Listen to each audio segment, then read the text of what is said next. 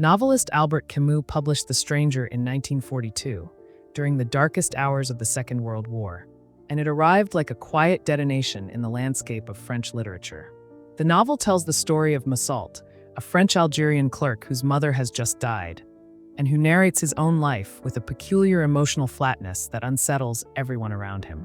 He does not weep at her funeral, and he begins a love affair the very next day without any apparent sense of impropriety or guilt.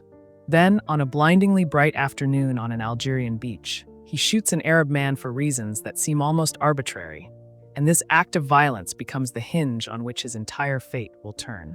What makes the novel so disturbing and so enduring is not the crime itself, but the way Massault seems utterly disconnected from the moral categories that society expects him to inhabit. He refuses to perform the rituals of grief, love, or remorse that would make him comprehensible to the world, and in doing so, he becomes a kind of philosophical scandal.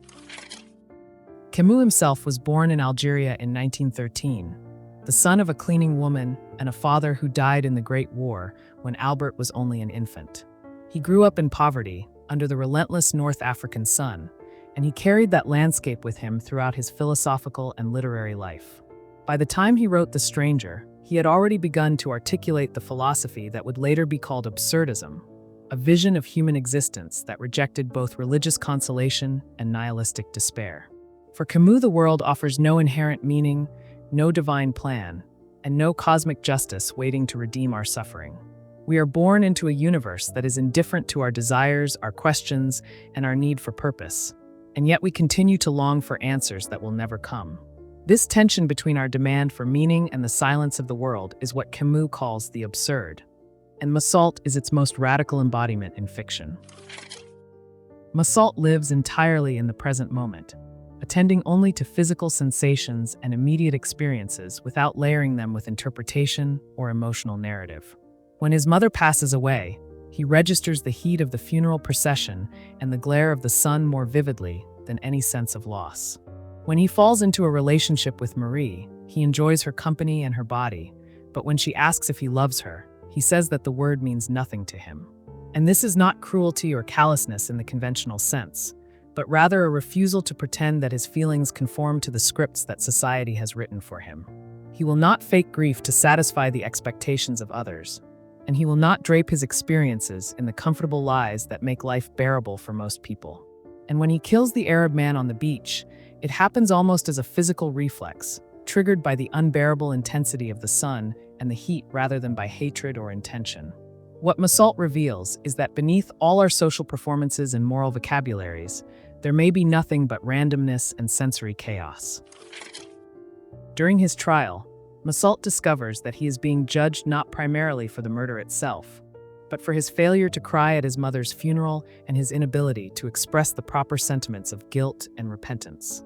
The prosecutor constructs a narrative in which Massault is a moral monster, precisely because he refuses to participate in the comforting fictions that hold society together.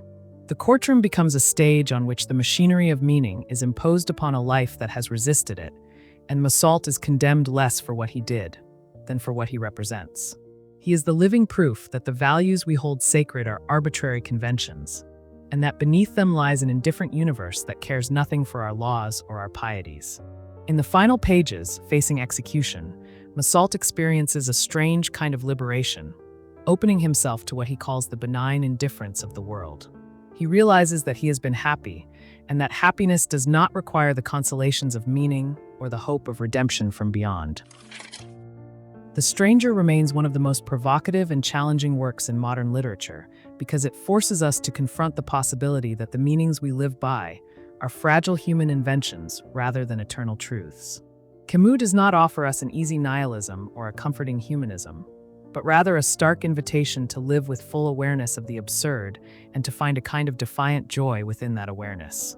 Massault is not a hero in any traditional sense, but he is honest in a way that most of us are not, stripping away the comforting illusions and standing naked before the indifference of existence. The novel asks whether it is possible to live authentically in a world without inherent meaning, and whether such a life can still be dignified and even beautiful. The Stranger has been a mirror to generations of readers, reflecting back the questions we are most afraid to ask ourselves about meaning, morality, and what it means to be truly alive.